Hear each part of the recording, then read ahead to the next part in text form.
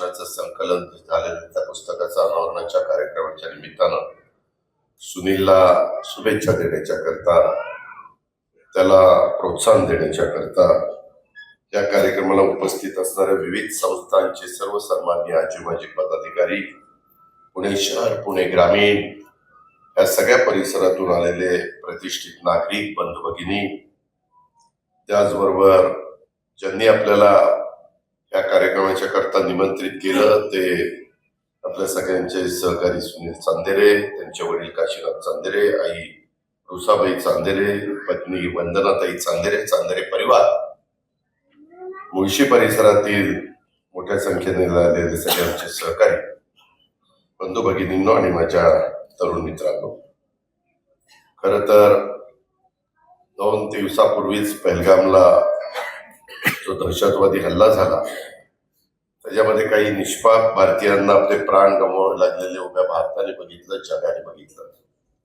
आणि त्यात आपल्या पुण्याचे संतोष जगदाळे, कौस्तुभ गणबोटे यांचाही समावेश होता.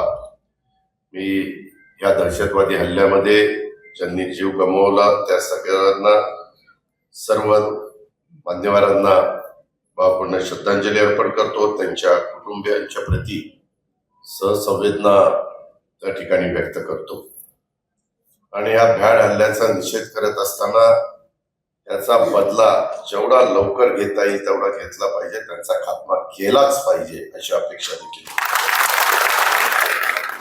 पुणे जिल्हा मध्यवर्ती सहकारी बँकेचे व्हाईस चेअरमन सुनील चांदेरे यांच्या ऐकलत का या पुस्तक प्रकाशनाच्या निमित्तानं खरं तर आपण सगळेजण जमलेलो आहे. थोडा उशीर झाला, माझी पण डीपीडीसी लांबली. त्याच्या आधी माझा एक आरोग्य विभागाचा कार्यक्रम होता.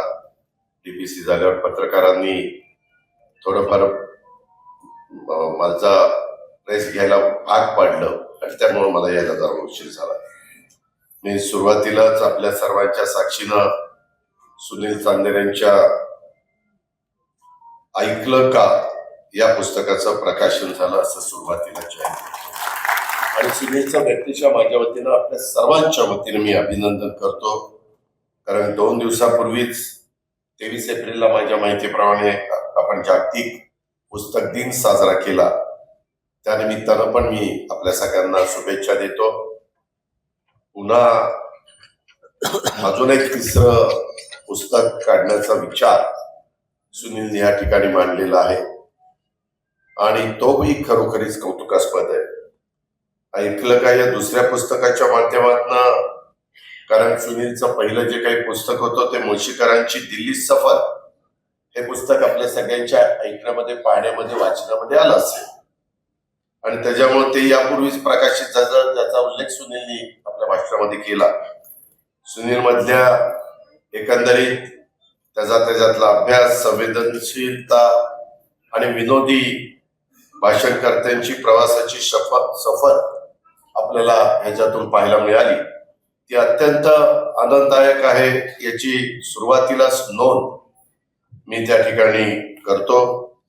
महाराष्ट्राला एक समृद्ध राजकीय आणि वैचारिक परंपरा लाभलेली आहे, हे अनेक वर्ष आपण सगळेजण अनुभवतोय आणि खऱ्या अर्थाने सुरुवात जर पुढे केली असेल तर उद्याच्या 1 मेला आपण 65वा महाराष्ट्र दिन साजरा करतो. संयुक्त महाराष्ट्राचा मंगल कलश, त्यामध्ये पहिले महाराष्ट्राचे मुख्यमंत्री स्वर्गीय यशवंतराव चव्हाण साहेबांनी आणला आणि अनेक भाषणपट्टू, संवेदनशील, विचारवंत नेते जे महाराष्ट्रामध्ये घडले त्याच्यामध्ये सर्वात वरच्या क्रमांकावर, पहिल्या क्रमांकावर जर कुणाचं नाव असेल तर ते स्वर्गीय यशवंतराव चव्हाण साहेबांचं. कारण स्वर्गीय यशवंतराव चव्हाण साहेबांच्या भाषणामध्ये शब्दांचा तोलामोलाने वापर आपण सगळ्यांनी पाहिलेला आहे. सुसंस्कृतपणा कसा असला पाहिजे, विचारांची सखोलता ही कशी मांडली गेली पाहिजे, समाज प्रबोधनाची ताकद त्यामध्ये कशा पद्धतीची असू शकते. चव्हाण साहेबांचं भाषण म्हणजे एक शिस्तबद्ध विचार प्रवाह असायचा आणि ते सुसंस्कृतीचा आदर्श अशा प्रकारचे होते. त्याच्यामुळेच आम्ही देखील बोलत असताना सांगतो की आम्ही जरी राजकीय जीवनामध्ये आता काम करत असलो तरी या महाराष्ट्राला सुसंस्कृतपणा जर कुठल्या नेत्याने शिकवला आणि त्याच रस्त्याने सर्वांनी, भले कुणी कुठल्याही राजकीय पक्षामध्ये असो, पण तो सुसंस्कृतपणा आपण टिकवला पाहिजे, पुढे नेला पाहिजे, तशा पद्धतीनं वागलं पाहिजे, तशा पद्धतीनं बोललं पाहिजे. तीच महाराष्ट्राची परंपरा आहे. आणि तेव्हाच तुम्हाला मला शाहू फुले आंबेडकरांच्या महाराष्ट्राने आम्ही विचारधारेने आम्ही पुढे चाललोय हे सांगण्याचा अधिकार प्राप्त होतो. ह्याची पण आठवण आपण सगळ्यांनी ठेवली पाहिजे. सुनीलच्या भाषणामध्ये देखील मला सुसंस्कृतपणा, विनोदी शैली आणि ग्रामीण जीवनातून आलेला रांगडेपणा, याचा प्रामाणिकपणा देखील दिसतोय. त्याच्या भाषणातल्या काही कोट्या, काही किस्से, उपहासांना राजकीय टोकदारपणा नाही, तर तो हसतमुख ठेवणारा अशा प्रकारचा संवाद आहे. हे पण तुम्ही जर हे ऐकलं का, हे पुस्तक तुमच्या नजरेखाली घातलं तर तुम्हाला सगळ्यांच्या लक्षामध्ये येईल. आता विजयराव पण सांगत होते की त्यांच्याही मनामध्ये अशा पद्धतीनं पुस्तक लिहायचं आलेलं आहे, पुस्तकाचं लेखन करायचं आलेलं आहे. सकाळ सारख्या दैनिकात ऐकलं का या सदरातून सुनीलची काही भाषणं त्या काळी प्रकाशित झालेली होती आणि या भाषणांनी तरुणांना आणि वाचकांना विचार करायला लावला, त्यांचं मनोरंजन केलं आणि हे सर्व करताना एक मर्यादा सांभाळली. ही बाब सुद्धा आपल्याला विशेष उल्लेखनीय अशा प्रकारची आहे. सुनीलच्या भाषणाने त्याच्या भाषणाला एक वैचारिक धार दिली आहे. त्याच्या भाषणामध्ये निश्चितपणे फक्त शब्दांच्या बुडबुडे नाही, तर आवश्यक त्या ठिकाणी योग्य संदर्भ हे देखील त्या बाबतीमध्ये दिलेले. राजर्षी शाहू महाराज, क्रांतीसूर्य महात्मा ज्योतिराव फुले, महामानव घटनेचे शिल्पकार डॉक्टर बाबासाहेब आंबेडकर, महाराजा सयाजीराव गायकवाड, स्वर्गीय यशवंतराव चव्हाण साहेब, माजी पंतप्रधान अटल बिहारी वाजपेयी साहेबांच्या पासून आदरणीय पवार साहेबांच्या पर्यंत यामध्ये उल्लेख आपल्याला सगळ्यांना पाहायला मिळेल. त्याच्या पुस्तकातले काही प्रसंग तर अगदी मध्ये केडर बंद करण्यात आला. आता सातारा आणि पुणे जिल्हा मध्यवर्ती सहकारी बँकेचा केडर आपण सुरू करतोय. जिल्हा बँकेचा विषय निघालाच तर या निमित्ताने एक गोष्ट आठवली की आपल्या पुणे जिल्हा मध्यवर्ती सहकारी बँकेचे संस्थापक असणारे न. ची. केळकर हे सुद्धा सिद्धहस्त लेखक होते. आता बऱ्याच वर्षानंतर आपल्या बँकेला उपाध्यक्ष सुनील चांदेरेच्या रूपाने एक लेखक पदाधिकारी लाभलेला आहे. राजकारण, समाजकारण करताना सुनील चांदेरेने आपली लेखणी थांबवू नये असा सल्ला मी या निमित्तानं त्याला त्या ठिकाणी देतो. या पुस्तकात सुनीलनं माझे सुद्धा काही प्रसंग, त्याचा उल्लेख त्यांनी भाषणामध्ये केला. 91ची माझी पहिली निवडणूक वगैरे, त्यात पान नंबर 161 वर मी 91ला पहिल्यांदा खासदार म्हणून निवडून आलो. मी, अण्णा जोशी आणि नानासाहेब नवले, आम्ही तिघ जण पुणे, खेड आणि बारामती लोकसभा मतदारसंघातून निवडून आलो. आणि त्यानंतर पुण्यातल्या काँग्रेस भवनमध्ये मी केलेल्या भाषणाचा उल्लेख त्यांनी मगाशी बोलत असताना केला. आता सुनीलनं माझ्या भाषणाचं कौतुक केलंय. त्यावेळेस मी तसा बघितलं तर राजकारणात नवीन होतो, त्यामुळं तेव्हा भाषण करताना माझी काय अवस्था झाली होती ती या निमित्तानं माझ्या डोळ्यासमोर आली. मला आठवत आहे, इथल्या बरं बांधण्यावरांना आठवत असेल, ज्यावेळेस ह्या 3 उमेदवारांचा, विठ्ठलराव गाडगे, नानासाहेब नवले, अजित पवार हे काँग्रेसचे उमेदवार पंजा चिटकून घेऊन उभे होते आणि पवार साहेब मुख्यमंत्री होते. आणि प्रचाराचा पहिला नारळ दगडूशेठ हलवाई गणपतीचे तिथं जे देखावा असतो त्याच ठिकाणी सभा. मी कधी भाषण केलेलं नव्हतं आणि माझ्या घरातल्या काकी, प्रतिभा काकी, त्या लांब कुठंतरी गाडी लावून बसलेल्या होत्या. आता ही काय बोलतो काय करतोय. आणि मी भाषण करायला उठलो, मला पण असा दरदरून घाम सुटला होता, हातपाय लटलट कापत होते. म्हटलं आता हे जर असलं आपलं चित्र समोर गेलं बारामती लोकसभा मतदारसंघाच्या, तर मतदार म्हणते जायला याला बोलता येत नाही, कशाला आपल्या पुढे उभा आहे. त्याच्यामुळं मी सगळं काही डोक्यामध्ये आणलं आणि म्हटलं काय व्हायचं ते होईल. याला साहेब एवढं बोलतात तर आपल्याला एवढं असं बोलता येईल. आणि त्याच्यानंतर ते भाषण केलं, जमून गेलं. आणि नंतर आता बघतायच आपलं काय जमलंय. त्याच्यामध्ये त्याच्यातला गमतीचा भाग जाऊ द्या, पण या पुस्तकाच्या निमित्तानं माझ्या उमेदीचे पण दिवस आता बोलत असताना सुनीलनी इथं उभे केले. माझा राजकीय सामाजिक जीवनाचा प्रवास त्या निमित्तानं माझ्या समोर त्या ठिकाणी उभा राहिला.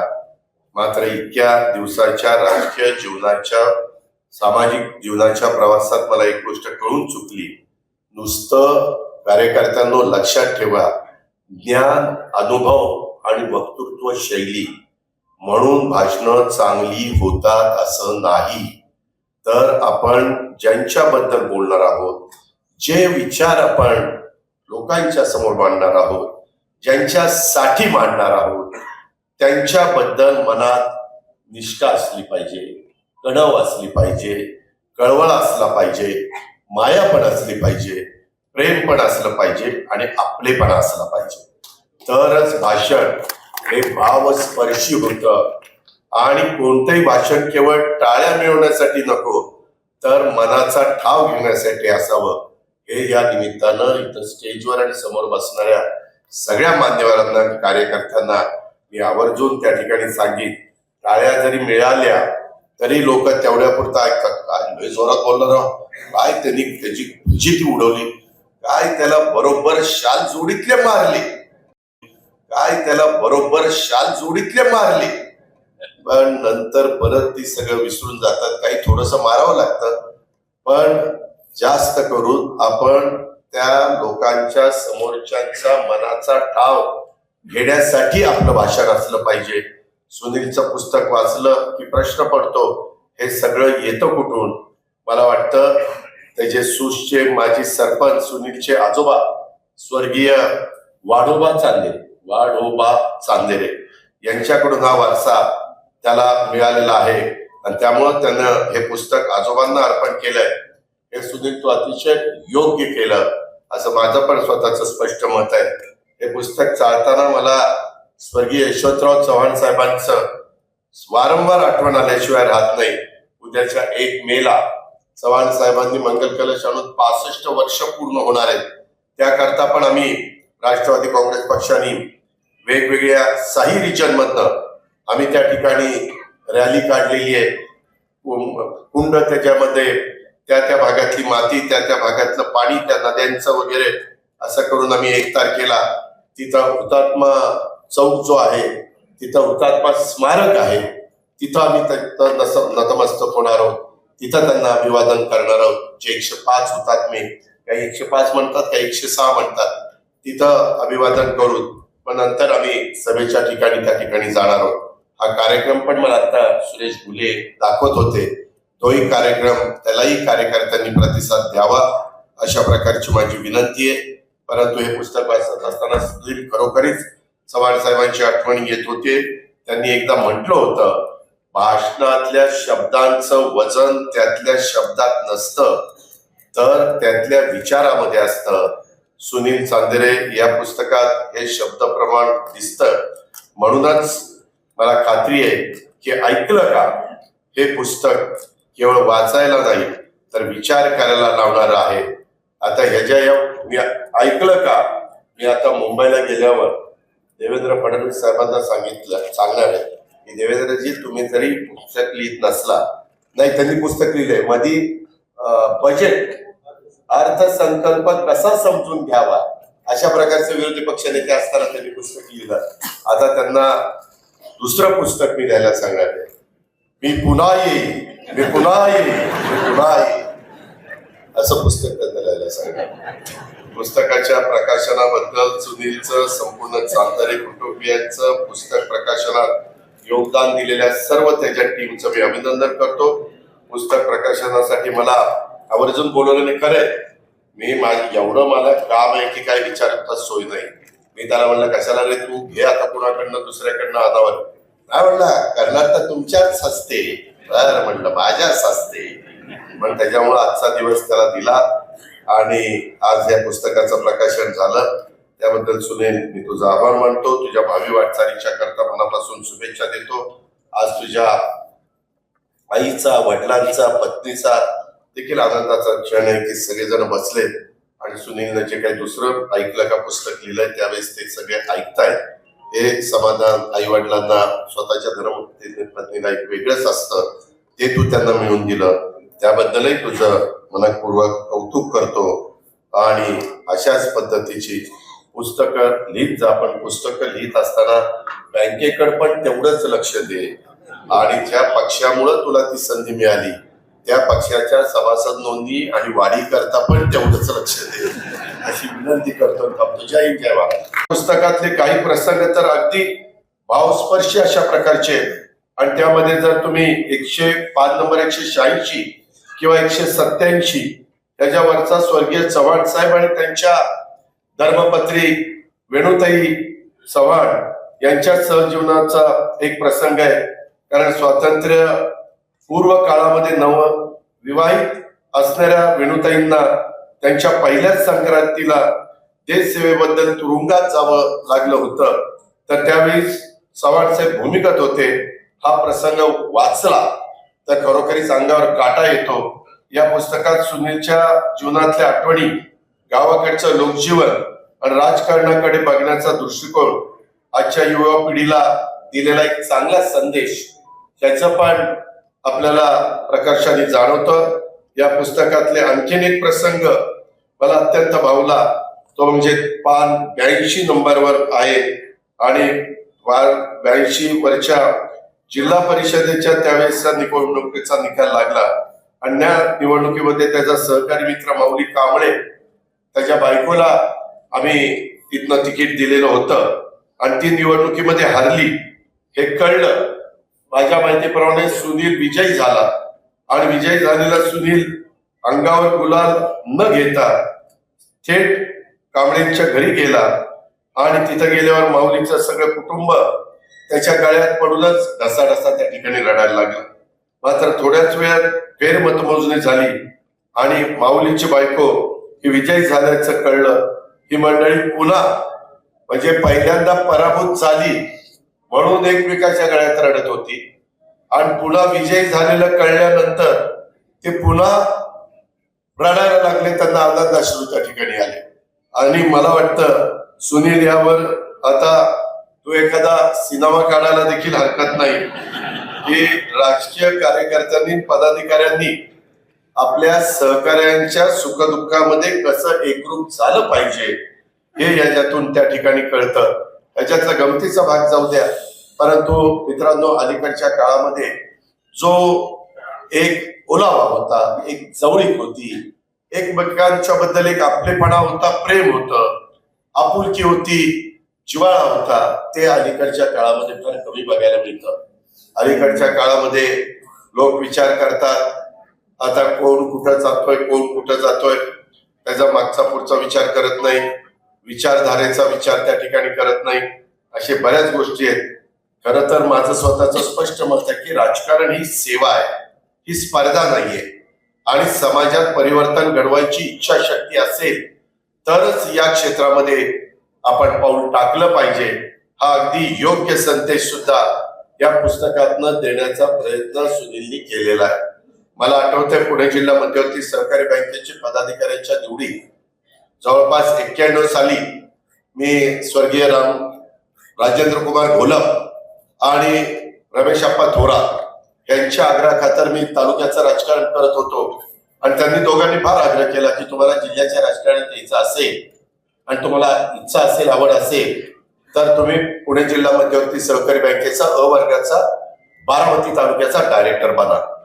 आणि मग त्यांनी आग्रह केल्यानंतर मी देखील काम अवघड होतं, कारण कधी बारामती तालुक्यात काकड्यांचं तिथं वर्चस्व होतं, कधी अ वर्गाची जागा कधीही आमची तिथं निवडून आलेली नव्हती. परंतु मी उभा राहिलो, सुदैवाने जनतेने माझ्यावर विश्वास टाकला आणि त्याच्यातनं मी निवडून आलो आणि मग तेव्हापासून बँकेचे माझे अतिशय जवळचे संबंध निर्माण झाले. आज अलीकडे माझ्याकडे जबाबदारी वाढल्यामुळे मला तेवढा वेळ देता येत नाही आणि त्याच्यामुळे मी नाईलाजास्तव बँकेचा राजीनामा दिला संचालक पदाचा आणि ह्या पद्धतीनं पुढे जात असताना 15 जानेवारी 2022ला माझ्या माहितीप्रमाणे चेअरमन व्हाईस चेअरमनची निवड लागलेली होती, बैठक होती, सर्व संचालक मंडळ बैठकीला हजर होतं. बँकेचा कारभारी कोण हा प्रश्न सगळ्यांच्या समोर होता. मात्र मी बँकेचा कारभार कोणाकडे द्यायचं हे निश्चित मनामध्ये केलेलं होतं आणि त्या बैठकीमध्ये माझ्या समोरच दिगंबर दुर्गाडे आणि सुनील चांदेरे बसलेले होते. त्यांना अपेक्षित नसताना मी दिगंबरचं नाव अध्यक्ष म्हणून त्या ठिकाणी घेतलं आणि सुनीलचा उपाध्यक्ष म्हणून केलं. मला वाटतं त्यातला प्रसंग त्या पुस्तकात पान नंबर 83 वर त्याचा उल्लेख त्याने केलेला आहे. मात्र मी केलेली निवड या जोडीनं सार्थ ठरवली. अत्यंत नियोजनबद्ध पद्धतीनं बँकेचं काम सुरू आहे याचा मला आनंद आहे आणि मलाही त्या बँकेबद्दल आपलेपण आहे, कारण त्या बँकेने मला राज्यामध्ये पाठवलं, राज्य सहकारी बँकेमध्ये, आणि तिथून मी महाराष्ट्राच्या राजकारणामध्ये काम करू शकलो किंवा करतोय. मला एका गोष्टीचं माहिती आहे की त्या बँकेची आपण आठवत असेल की तिथं इमारत बांधताना पण अनेक अडचणी यायच्या, अनेक काही आरोप करायचे.